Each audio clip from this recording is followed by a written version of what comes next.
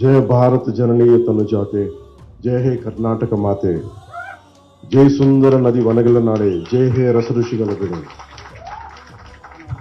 ಭಾರತ ಮಾತೆಯ ಮುದ್ದಿನ ಮಗಳಾದ ಕರ್ನಾಟಕ ತಾಯಿಗೆ, ಈ ಪುಣ್ಯ ಭೂಮಿಗೆ ಹಾಗೂ ಕರ್ನಾಟಕದ ಪ್ರಜೆಗಳಿಗೆ ನಾನು ತಲೆಬಾಗಿಸಿ ನಮಸ್ಕರಿಸುತ್ತಿದ್ದೇನೆ. భరత మాత ముద్దుల కూతురు కర్ణాటక తల్లికి మరి ఈ నేలకి కర్ణాటక ప్రజలకి నేను శిరస్సు వంచి నమస్కరిస్తున్నాను.